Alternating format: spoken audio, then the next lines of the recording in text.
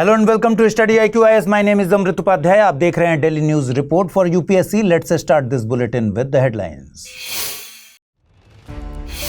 Fitch ने India की rating BBB पर रखी मेंटेन। कोalition गवर्नमेंट पर एक्सप्रेस किया कंसर्न। बड़े इकोनॉमिक डिसीजंस लेने में आती है प्रॉब्लम। पीएम मोदी ने वधावन पोर्ट की रखी फाउंडेशन। काफी समय से अटका हुआ था प्रोजेक्ट। 12 लाख जॉब्स का किया क्लेम। और पाकिस्तान से डिस्कशन या टॉक का एरा हुआ खत्म। एक्सटर्नल अफेयर्स मिनिस्टर ने इंडिया का स्टैंड किया क्लियर। पैसिव नहीं रहेगा इंडिया।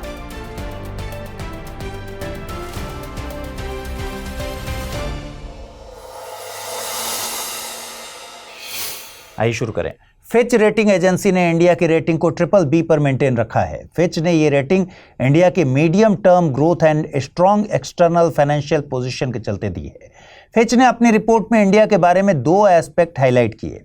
इनमें से पहला है, इंडिया में हुए जनरल इलेक्शंस के रिजल्ट्स में एक कॉन्टिन्यूटी तो दिखी है, बट कोalition गवर्नमेंट की वजह से प्रोसेस ऑफ रिफॉर्म्स में इंटरप्शन हुआ है।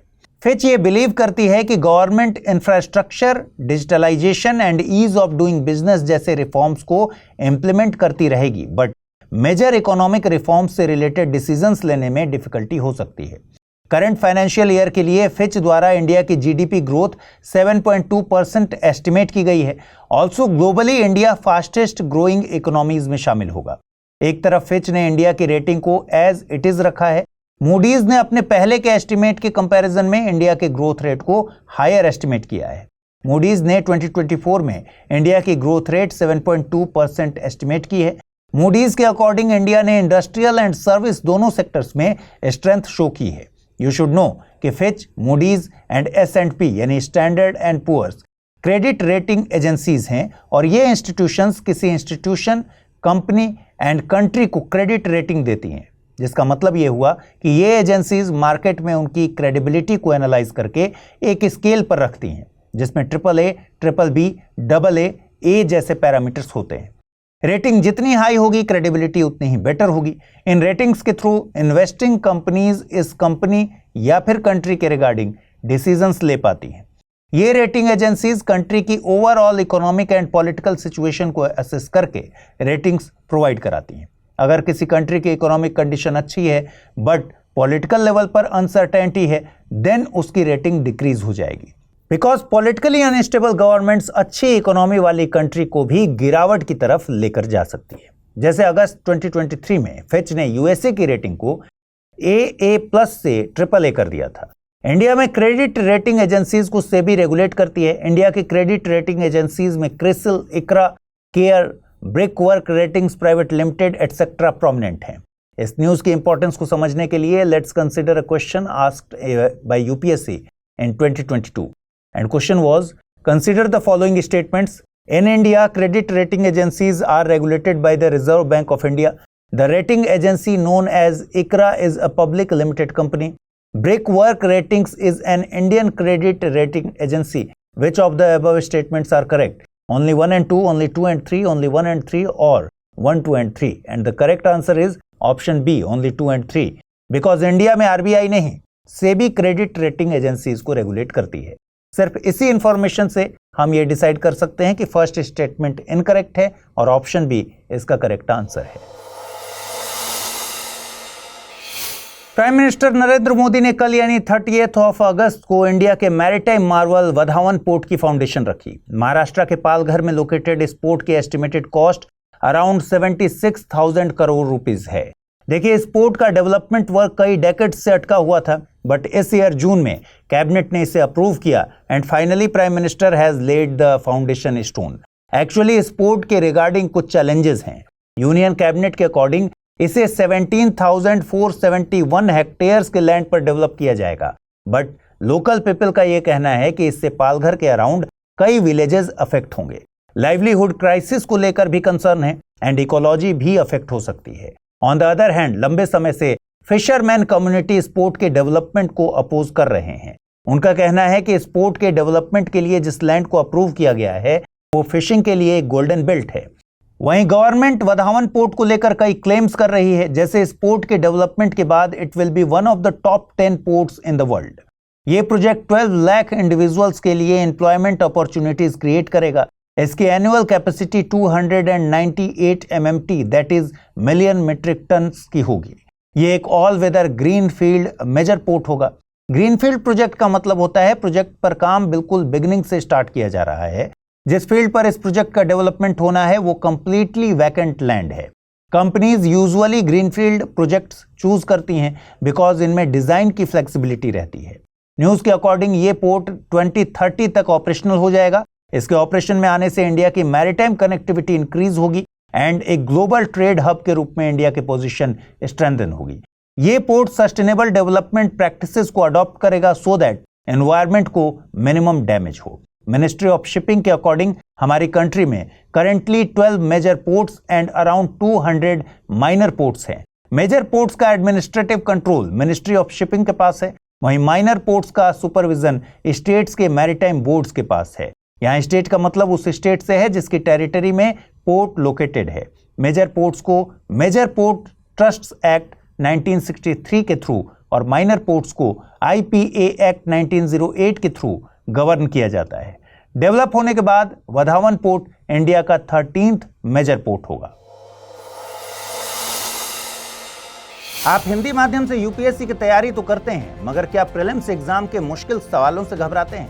इसका मतलब है कि आप स्टडी IQ IAS हिंदी के प्रतिज्ञा प्लस बैच के बारे में नहीं जानते। देखिए 31 अगस्त से शुरू हो रहे इस बैच में आपको 2025 के प्रीलिम्स को टारगेट करने वाले 37 साप्ताहिक टेस्ट तो मिल ही रहे हैं।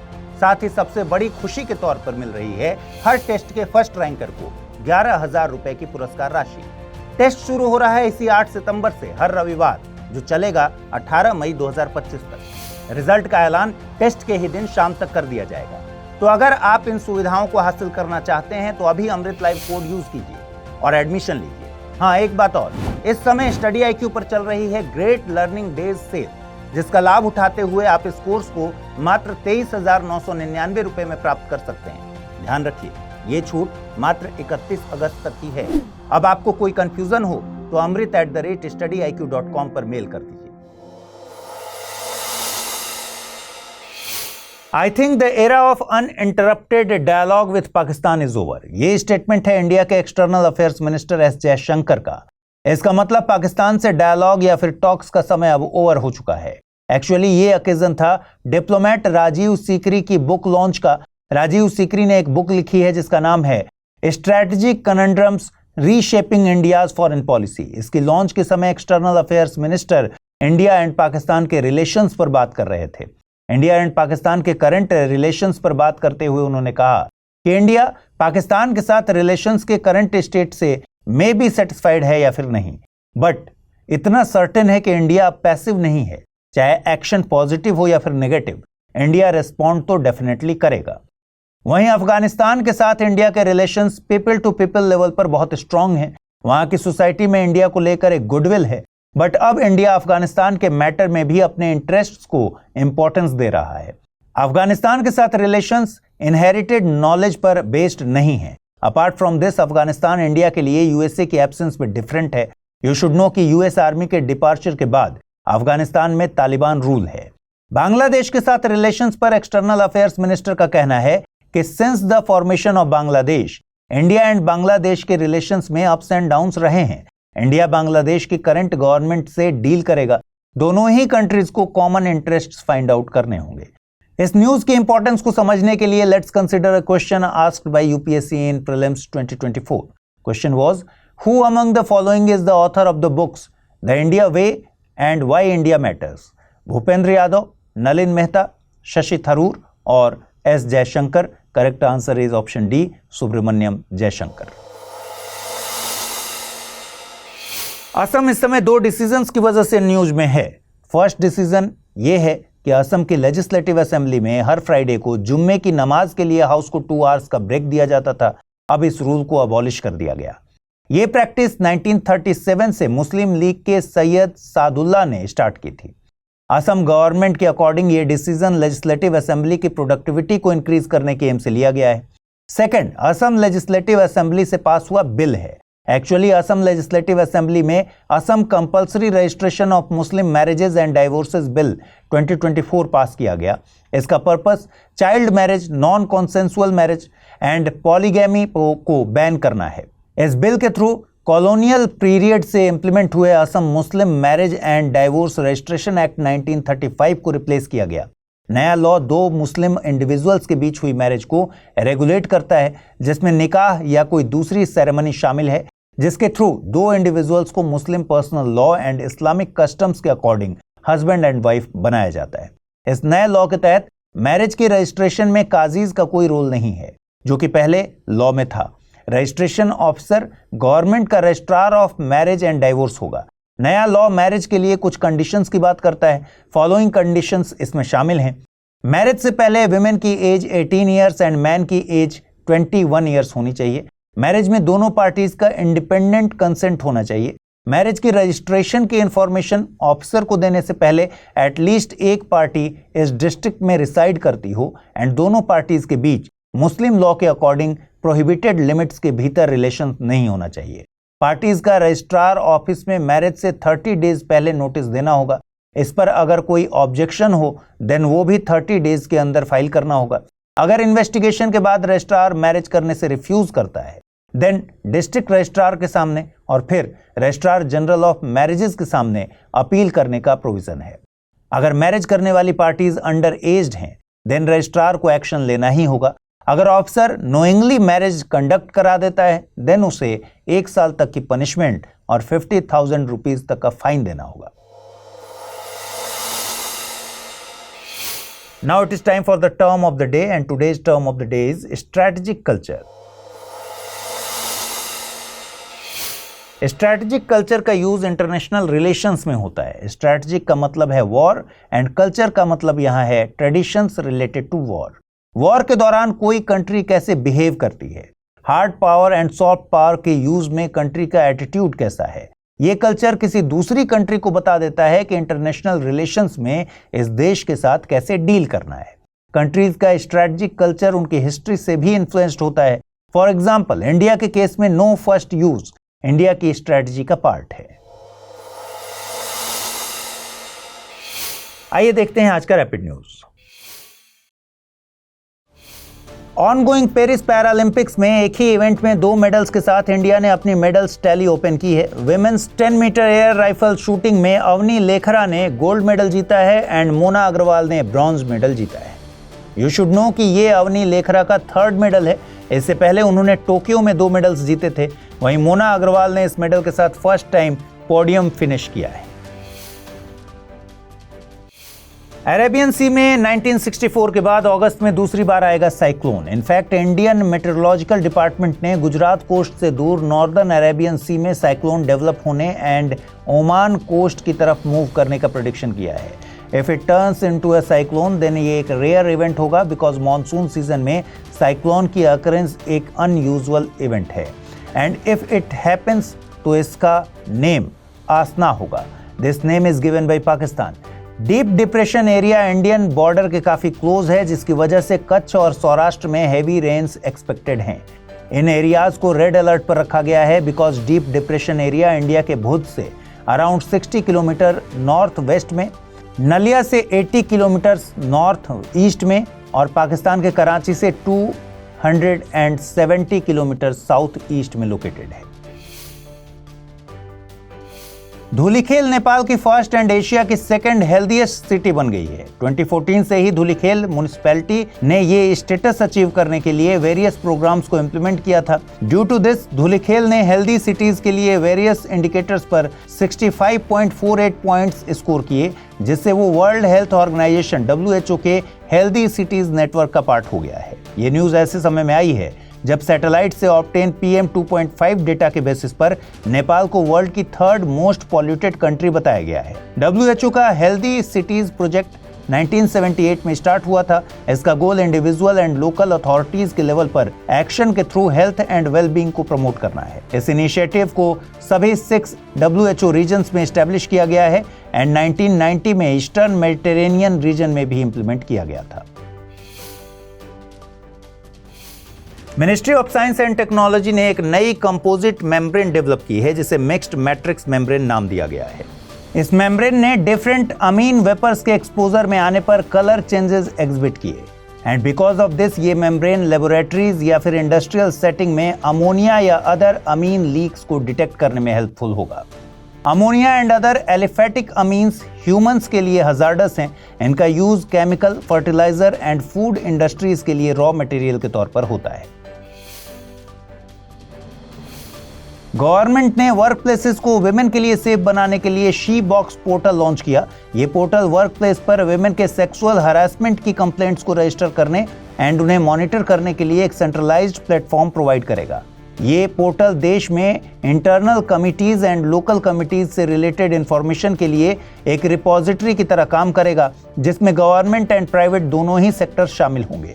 ये पोर्टल कंप्लेंट्स की फाइलिंग और उनके स्टेटस को ट्रैक करने और इंटरनल कमिटीज द्वारा कंप्लेंट्स के टाइमली डिस्पोजल को भी फैसिलिटेट करेगा। नेशनल स्पोर्ट्स डे के ओकेजन पर रीसेट प्रोग्राम लॉन्च किया गया। Reset stands for retired sports person empowerment training. ये प्रोग्राम रिटायर्ड प्लेयर्स को नई स्किल्स एंड नॉलेज से एम्पावर करके स्पोर्ट्स की फील्ड में नई अपॉर्चुनिटीज प्रोवाइड करेगा। रीसेट प्रोग्राम को इम्प्लीमेंट करने के लिए Lakshmibai national institute of physical education Gwalior को टॉप इंस्टीट्यूट के तौर पर सेलेक्ट किया गया है। इस प्रोग्राम को हाइब्रिड मोड में ऑफर किया जाएगा। इसमें एक डेडिकेटेड पोर्टल के थ्रू लर्न करने के साथ साथ on ground training and internship को भी इंक्लूड किया जाएगा। इनमें वो एथलीट्स एलिजिबल होंगे जो रिटायर हो चुके हैं एंड जिनकी एज 20 to 50 ईयर्स के बीच है। अपार्ट फ्रॉम दिस ऐसे प्लेयर्स भी एलिजिबल होंगे जो इंटरनेशनल, नेशनल या फिर स्टेट मेडल विनर्स रहे हों और ऐसे कॉम्पिटिशन्स में पार्टिसिपेट कर चुके हों या वेरियस ऑर्गेनाइजेशन द्वारा रिकॉग्नाइज्ड कॉम्पिटिशन में पार्टिसिपेट कर चुके हों। Now it's time to see questions based on the bulletin. First question is, the Healthy City project has been launched by which organization?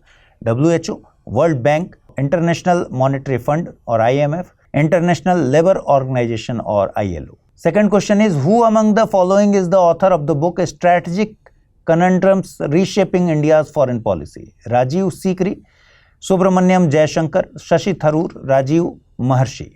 Now let's jump on to the answers of the questions which were asked in the previous bulletin. First question was, National Sports Day is celebrated every year on 29th of August in India. This day is celebrated on the birth anniversary of which Indian player? Major Dhyan Chand, Balbir Singh Senior, Bishan Singh Bedi or Sukhbir Singh Gill? Correct answer is option A, Major Dhyan Chand. Second question was, what was the purpose behind launching Jan Dhan Yojana? Financial inclusion for providing funding to panchayats, increase in literacy or social equality? And the correct answer is option A, financial inclusion. तो दोस्तों आज के इस episode में बस इतना ही। To get the PDF of this bulletin on daily basis, join me on Amrit Upadhyay 007 Telegram channel. Also share your feedback and opinion about this programme in the comment section. कल morning 9 AM daily news report के weekly compilation के साथ आपसे मुलाकात होगी। Till then stay tune with study IQ IAS। Thanks for watching.